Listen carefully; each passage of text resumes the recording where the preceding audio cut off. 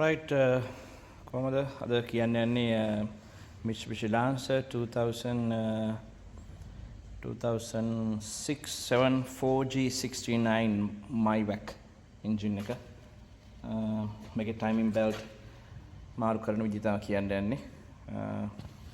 තියෙන්නේ engine code එක 4G69. right, මේකේ ඉදිරියට තියෙන engine එක ලේසි කරන්න පෙන්නන්න. මෙන්න මේ කේස් එක උඩ කව එකේ මෙතන බෝල්ට් තියෙනවා. මේ බෝල්ට් ටික ගලව ගන්න ඕන. අන් යට කව එකෙත් බෝල්ට් තියෙනවා වටේම. බෝල්ට් ටික ගලවලා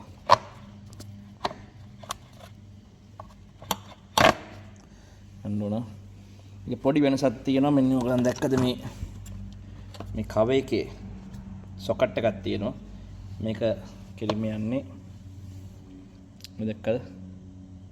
මේ කෙලිම යන්නේ සොකට් එකට මෙන්න මෙතන. වයර් එක යනවා මේ හරහා. ඒ කෙලිම ගිහලා යන්නේ ක්‍රෑන්ක් සෙන්ස් එක මෙතන තියෙනවා.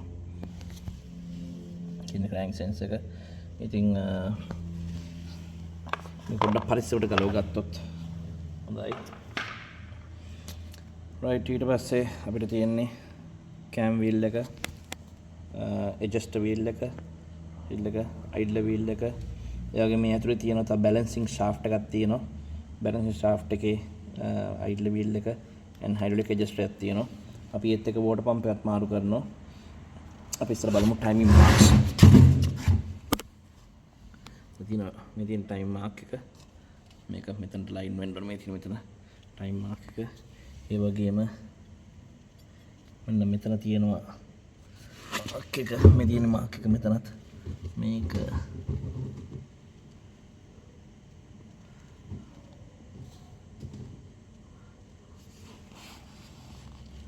මේක අඟුලට පෙන්වන්න මාක් එක කොහෙද දෙන්න කියලා. ඒ වගේම මෙන්න මෙතන තියෙනවා තව බැලන්සින් ෂාෆ්ට් එකක්. මේක මාක් එක එන්න ඕන මෙන්න මෙතනට. මේක ලයින් වෙන්න ඕන මෙන්න මෙතනට. ඒ වගේම මේ ඇතුලේ තියෙන එක මේක ලයින් වෙන්න ඕන මෙන්න මෙතනට. මම ඔයගලන්ට ක්‍රෑන්ක් එක පෙන්නන්න කොතනද ලයින් වෙන්නේ කියලා. right, ක්‍රෑන්ක් එකේ කෙන්න ඕන මෙන්න මෙතන තියෙන ඔයගලන්ට පෙන්නන්න.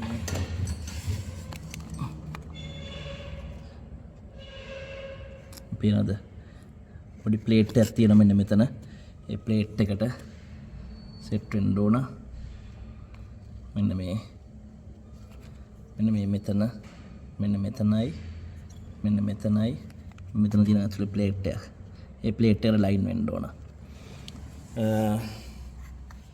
මේකේ ලයින් වෙලා තියෙන මෙන්න මෙතනට. මෙන්න මේක ඉස්සලා ටයිම් බෙල් තියපු කෙනා වරද්දලා තියෙනවා. මෙන්න මෙතන ලයින් වෙන්න ඕන. මෙන්න මෙතනට. මේක වරද්දලා තියලා තියෙන්නේ. කෑම් එක මෙන්න මෙතනට එන්න ඕන. ඉතින් ඔන්නෝම තමයි ටයිමින් කියන්නේ Mitsubishi Lancer 4G69. ඒ වගේම මේක මාරු කරද්දී මෙතන සීල් එකයි බෙල්ට් එකයි මේ පුලි ඔක්කොම කිට් එක මාරු කරන්න සෙන්ස් එක බලාගෙන ඩැමේජ් කරගන්න එපා. ඒ වගේම මේ පුලි මේ බෙල්ට් ඔක්කොම මාරු කරගන්න. මම පෙන්නන්නම් අලුත් කිට් එක කොහොමද කියලා.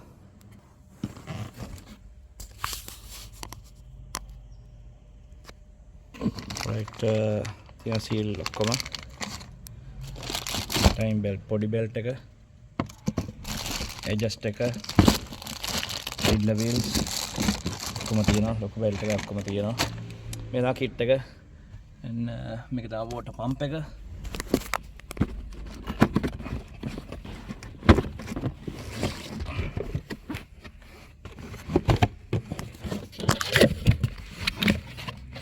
මේ තමයි water pump එක. ඉතින් මේ කිට් එක අපිට මාරු කරන්න පුළුවන්.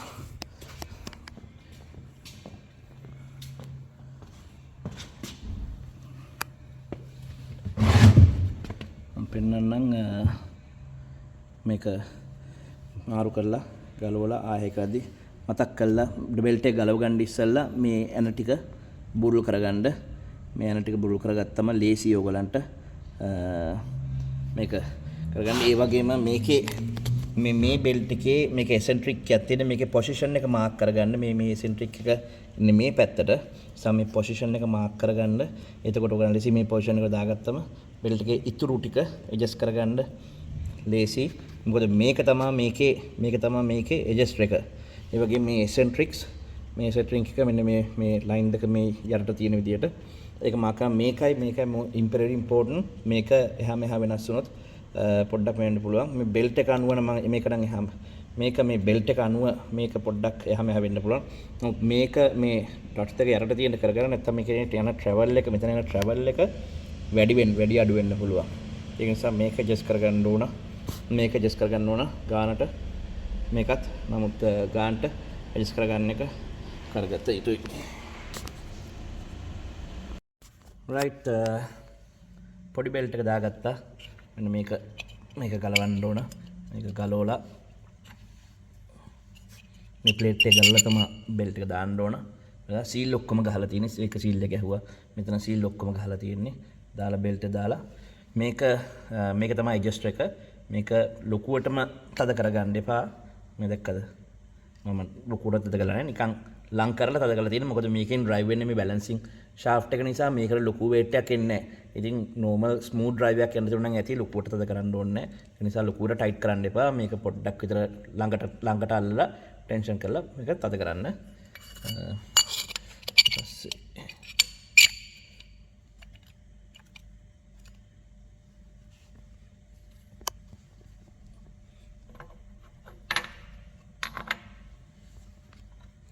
ඊට පස්සේ මේක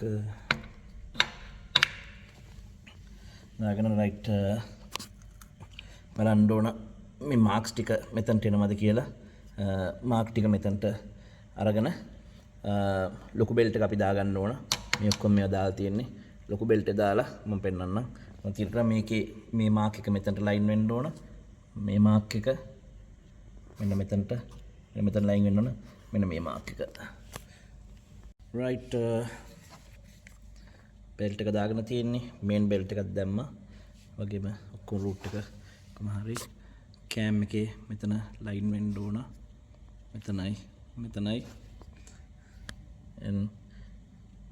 බැලන්සිං වීල් එකේ මෙතන ලයින් වෙන්න ඕන ක්‍රෑන්ක් එක මම පෙන්නුවා මෙතනයි මේ ඇතුළට ලයින් වෙන්න ඕන මේකේ මෙතන ලයින් වෙන්න ඕන ඒ ඔක්කොම හරිනම් මෙතන ටෙන්ෂන් එක ගැප් එක තියෙනවා නම් ඒ වගේම ටෙන්ෂන් එකේ බලන්න ටෙන්ෂන් එකයි මේක අතර මෙන්න මේ වගේ ගැප් එකකට තියාගන්න හැම වෙලාවෙම මිලිමීටර් 3ක් විතර වගේ දෙකක් මිලිමීටර් දෙකක් විතර වගේ ගැප් එකකට තියාගන්න හැම වෙලාවෙම එතකොට හොඳයි දාලා යදින්න රයිට් දැන් හරි රයිට් ටයිම් මාක් ඔක්කොම හරි ඔක්කොම ෆිනිෂ් කරලා ක්‍රෑන්ක් බෝල්ට් එක දාලා වට 5-6ක් කරකව බලන්න ටයිම් මාක් එනවද කියලා ටයිම් මාක් වලට ආයෙනවා නම් වැඩේ ඔක්කොම හරි රයිට් ඉතින් එහෙම තමයි 4G69 Mitsubishi Dancer එක ටයිමින් බෙල් දාන්නේ මම හිතනවා ඔයගලන්ට මේක හෙල්ප් එකක් වෙයි කියලා ඔයගලන්ට වඩක් කරද්දී ඔයගලන් කැමති නම් වීඩියෝ එකට ප්ලීස් ලයික් කරන්න කමෙන්ට් එකක් දාන්න ෂෙයා කරන්න ඒ වගේම සබ්ස්ක්‍රයිබ් කරලා නැත්නම් තාම සබ්ස්ක්‍රයිබ් කරන්න අමතක කරන්න එපා. රයිට් තාම වීඩියෝ එකකින් හම්බෙමු.